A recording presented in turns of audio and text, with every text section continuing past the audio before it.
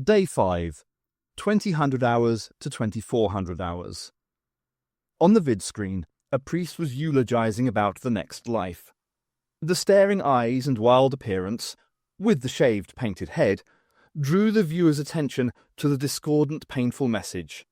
The occasional broadcasts have been taken over by the priests with their simplistic message of all-out war with the hunters, and the more disturbing subtext of the people needing to repent and place their fate in the hands of the prime mover. Academician Brown sat at his desk. The vidscreen image once again went blank. He wondered if this would be the last time. He looked across at General Kopion. Their world had been taken over by an insanity. The return journey from the academy had been quiet. They had passed lone people wandering around, screaming at the moon. Mobs hunted in packs, smashing windows and looting goods. Kopion had sat opposite him in the hovercar, contemplating the momentous events unravelling on the planet. Brown felt desperation. He had spoken to a world no longer able to listen. He had seen a man being chased by two Riotsville hoodlums. They had cornered him in an alley. A light from the upstairs window of a nearby house had come on. It had shone on the thugs, who had turned and run. Brown thought about how lucky that man had been. The armoured carriers had started to move through the city to restore calm. There were no reports of any response to this show of force. However, at this time of night, most people would be asleep, and a response would only be felt in the cold light of day. Kopion walked around the room. He picked up an old ornament, a serpent winding itself around a globe, an appropriate image. Brown felt that Nicaea was now descending into the chaos he felt inside himself, that had torn him apart since his wife's death. He wanted to scream and shout, beat the wall and call down the forces of destruction.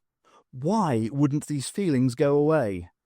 He looked at Kopion, loitering as if he wanted to say something. Brown spoke first. "It's all over." "Why?" Kopion asked. Brown was puzzled by the enigmatic figure. He didn't know how to reply to the open-ended question. After a few moments' silence, Kopion shrugged his shoulders and walked off down the stairs. His footsteps echoed as he left. Brown was alone again. Carlson felt sick. The ride in the air transporter had been bumpy due to air missiles fired in their direction. The missiles were military equipment and confirmed that the army had descended into chaos. As they flew over the capital, returning the Archon to the Imperial Palace, the sight below was of units of soldiers fighting hand-to-hand battles with other military units. General Bourboulon obviously could not count on the support of the entire military. Carlson was aware of conflicting reports, that Bourboulon had been assassinated earlier in the day, that he had committed suicide rather than face capture by freedom fighters. Neither report was confirmed. The streets were rife with rumour and fear. Armoured carriers had taken up positions in the east of the city, but the western approaches seemed to be still subject to heavy fighting. The Archon looked tired and drawn. He stared out of the craft and looked at the insect-sized life-forms below. He told the Major he feared that in retiring to the palace he was imprisoning himself and would never be able to escape back to the real world. The Major wanted to return home, curl up with his wife, and lock the door. The high-speed craft made quick progress to the safety of the palace. Android security police guarded the area. They checked the two men as they left the air transporter. The Major walked to the main door. The Archon's young daughter stood waiting for her father. "Daddy, Daddy!" she shouted, throwing her arms around him. She was carrying a small doll. He held his daughter in his arms and kissed her. The Major smiled. "Daddy," she asked, "no one will take my dolls away, will they?" "No," replied the Archon. "We're safe here." The Major watched them walking down the corridor, holding hands. Bernice had tried to explain to her android companion about the man who had saved her from drowning in the quicksand. He gave no reply, but hadn't believed her. She didn't believe it. A man, whose face she had been unable to see, had suddenly appeared, pulled her out of the shit, and then disappeared. In 20th century slang, This planet was doing her head in. She kept close to Spike, making sure he didn't wander out of her sight. They were moving towards the space station. For over 5 kilometers they had seen debris and signs of an ancient fireball which had scorched the Earth. The station resembled the early Earth pioneer space stations, which had been built outwards from the home planet to the stars. They had helped the refueling and restocking of colonists' ships fleeing the overpopulation, radiation, and ozone poisoning. However, this was 10 times the size of the Terran designs and had been built centuries before man had even discovered fire. She looked at Spike. He, too, was curious. She asked if they could explore the craft. He nodded in agreement. She knew that it wasn't a desire for the acquisition of knowledge that drove him, but the programmed need to find the bomb. He must suspect that the bomb, or the other shape-changer, could be found within the station. "You don't still think that I'm one of the shape-changers, do you?" Bernice asked. "I don't know what to believe," he replied. "You fool!" Bernice went to slap him on the back. He responded with lightning reflexes, turning to grab her hand. She stopped, and he completely missed grabbing hold of her. He hadn't much longer before he ceased to function. She felt angry. She didn't know what about. Perhaps the sight of his body visibly aging in front of her. We all have to die, she thought. But this seems so purposeless. "I'm sorry," she said. "No, I am sorry," Spike said, with a vague embarrassment. "I did not know—" She walked towards the craft. She didn't look back at him. The klaxons were sounding, bells were ringing, and lights were flashing. The Major ran through the front door of the palace, heading for the throne room. The air carrier had returned him as quickly as possible. At the entrance, androids saluted him. He replied falteringly with the customary, "I serve." He passed by the little girl. She was in her nightdress, bare legs and large slippers. She didn't have her dolly. She was standing in the corridor, crying and alone. She was saying repeatedly, "Daddy!" He wanted to stop and hold her, but carried on. The corridors of the palace were otherwise empty. He entered the throne room. Various androids guarded the door. The room was hectic. Flashlights indicated the taking of photographs. Some security police were measuring distances. Others were looking for clues. They seemed faintly absurd. Initially, he couldn't see the body, and then he noticed the telltale blanket draped over a shape on the floor. He walked over and pulled the blanket off the body. The Archon was dead. He had been crucified onto the floor and, like the last victim, had been alive when this had occurred. There was a terrible look of horror on his face. Coulson replaced the blanket over the dead man. This had been the supreme ruler of the Althosian system. The Major was sweating. He thought it was because of the heat. He looked around. People were milling. They had investigated many murders before, but this was not a murder. This was the destruction of the entire planetary system of government. There was no natural successor to the Archon. It would have been down to the Academy to appoint the next ruler of the 7 planets. The Academy was defunct. There was no hope. The room radiated a complete emptiness. Suddenly, the Major noticed General Kopion sitting in a corner of the room, watching him.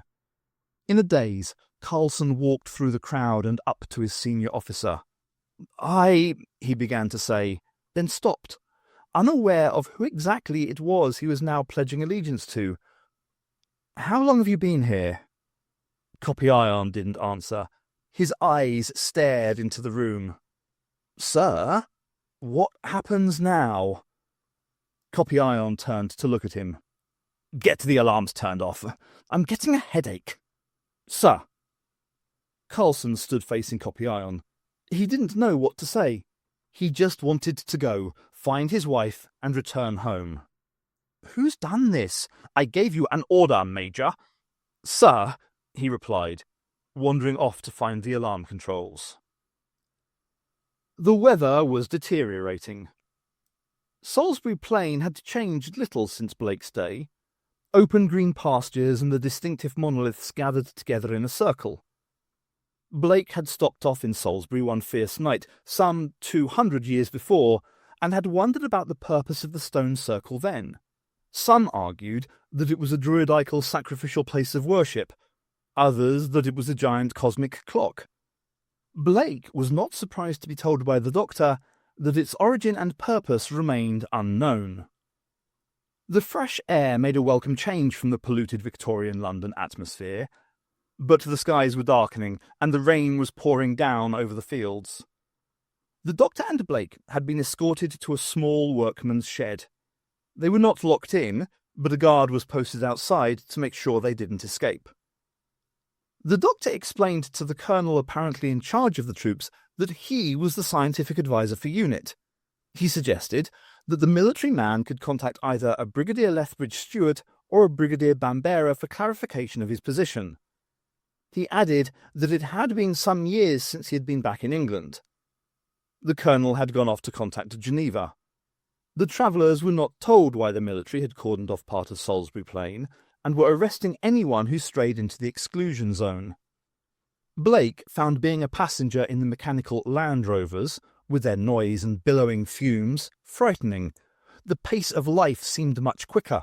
People were running around, bellowing orders, and there was a constant chattering of radios and military equipment. "I'm worried," said the Doctor. "You told the truth?" Blake asked. "Yes, but this is my favourite place in the universe.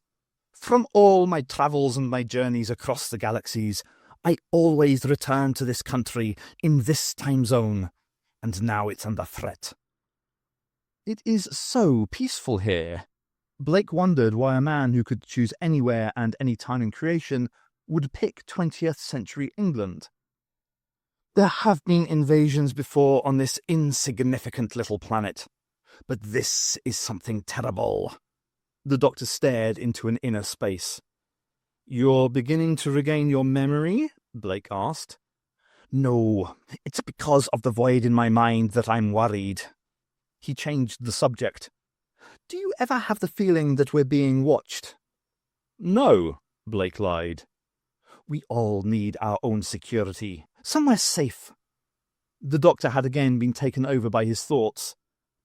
Blake felt it was like the muse which inspired him, and dictated from a hidden recess that he must write and what he had to write. The Colonel returned. He was in his late 40s, dash of red hair, full moustache, 6'4", and Highland accent. He had contacted Unit HQ, and had confirmed that for a period in the 1970s and 1980s, there had been a scientific advisor to Brigadier Lethbridge Stewart, a wanderer, an iconoclast, whose mind had only been matched by his eccentricity. The Colonel said that he had received extraordinary instructions. It did not matter what the man looked like, but he should be listened to. If the Doctor was present, it meant there was an extreme danger to this planet. Blake was amazed at the discussion, and how these men could talk about a whole planet in one conversation. In his day, it was not unusual for a conversation to centre solely on one part of London, and only in times of war was England ever considered as a single entity under threat.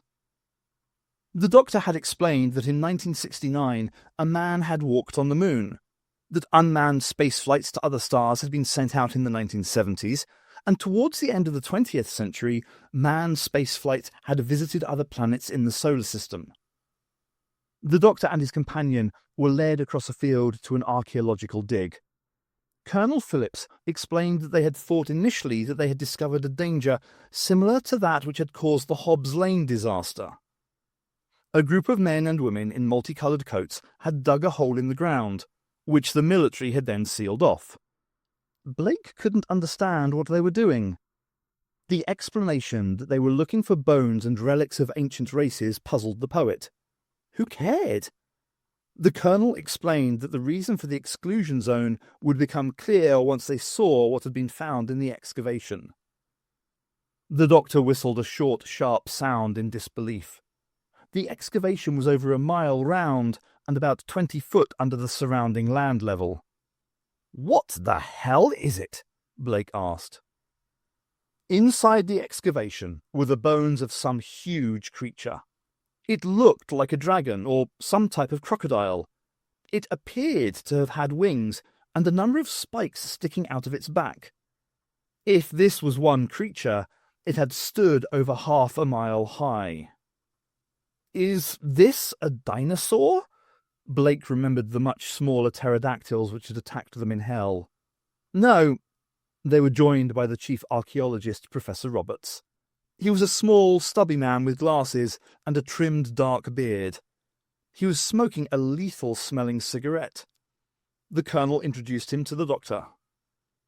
"And your name, sir?" "William Blake." "No relation to the poet?" the archaeologist asked. "What poet?" Blake replied, not familiar with any other poet with his name. The archaeologist explained that the skeletons placed in the soil strata and its size meant that it was not a dinosaur. "A long time ago," muttered the doctor quietly to himself. "Colonel, you must destroy this now. Destroy the skeleton. Pulverize the bones. Now." He had begun to shout. "But, Doctor, this is an extraterrestrial life form, many thousands of years old. Look around the remains. There are clearly the signs of a huge fire. This creature crash-landed on our planet many thousands of years ago." The archaeologist was excitedly describing his theories. "If this thing flew through space, is millennia old, is many miles in size, then you can have no idea of its power. You can't even know if it is dead." "What?" the colonel replied. "I can see it's dead." "No, you can see it's lying dormant. There are a number of species in the universe which don't suffer death as you understand the concept. You must destroy it," shouted the doctor, "before it's too late." Colonel Phillips shook his head. "No, Doctor. My orders are for this skeleton to be taken to the Natural History Museum in London, where scientific tests will reveal more about its true nature. I'm very surprised your attitude is that we should cover it up and hide it away, rather than try and elucidate its value for science. You are a scientist." The book lay on the table in front of them. Brown was too excited to pick it up. He had ordered the William Ashbless poetry over a month ago, and now it had finally arrived. He had made some artificial coffee, with added caffeine, and treated the antique dealer to a rare cup of the banned drink. Members of the Academy turned a blind eye to the black marketeers, because the 7 planets needed food and supplies, and the corporations wouldn't trade with independent worlds. The black marketeers also smuggled in cultural items, originating in the much-desired late 20th century for the rich collectors who invariably held positions of power on the planet. Man was tired, and still thanking the academician for managing to free him from the security police. He had travelled across the city from the suburbs to the apartments of the ruling elite. He told Brown that he had seen some soldiers breaking into a shop, stealing worthless electrical equipment, and shooting the protesting store owner. Looting had become a serious problem, and there were no food shops which had any stocks left. Most were burnt out and vandalised. He had also caught a glimpse of a gang of young kids from Riotsville moving through the streets, looking for some action. He avoided them and carried on. Near the residential apartments, he had seen an exploded armoured carrier and more dead soldiers. Explosions and gunfire from the east side of the city suggested an attempt to retake the civilian centres was underway. However, the military were not having much success so far. Brown was happy. The book was all he had been waiting for, and all was going according to plan. The book of poetry had been produced from real trees, and the pages had a feel of genuine paper. The cover was made of leather and went back to the days when mankind used animals for food and clothing. He smelt the book. "The value of this book is beyond money," said Brown. "The book is so rare? It would be unheard of to damage such a priceless antique," Brown smiled. "The police didn't touch it. They left it in the shop." "You've done well," Brown said to Man. He tore the cover off the book.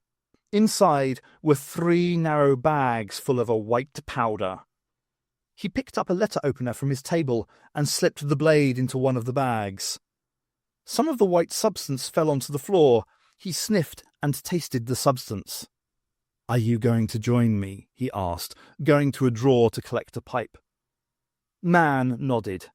The pipe was filled with water, heated over a blue flame, and a small quantity of the substance placed in. They took it in turns to breathe in the smoke, as the substance sizzled with malicious delight. Man sat back on his chair, closed his eyes, and began to dream.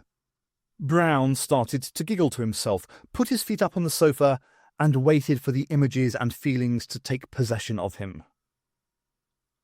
Out in space, through the sea of darkness, a rainbow of colours was exploding. Unimaginable shapes were swirling and lapping the shores of distant worlds. And then a bright light pulling forwards, hurtling through fiery reds and burning yellows, shadows of violet cast over undiscovered star streams. The speed was intense, but it was a feeling of being every shape and object within view, of being all of creation at once. Brown knew that the universe was his own imagination, and that he just had to send thoughts, and entire galaxies and peoples would no longer exist. He shouted out, in a low, deep voice, that he was the Lord of creation. He could see the sounds turn into dancing musical notes. He would have vengeance on this meaningless universe, and in the banality of his imagination, he would wipe out humanity. He would exorcise the anger from within himself and destroy. His vision was starting to cloud over and take on a red tinge. No, this is not the way it should be. He wanted to be happy, but the anger and the fear were taking possession of him. "Ah!" he screamed out. He was not alone in his dreams.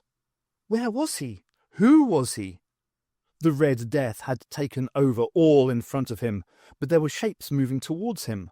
There were teeth all around him, snapping and gnawing, intense close-ups of hideous faces, eyes staring, hundreds of eyes. Sometimes they resembled dragons, other times worms. They had a putrid smell and faces of beasts.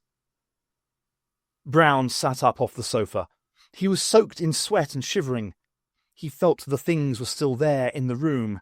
He was frightened, more frightened than ever before.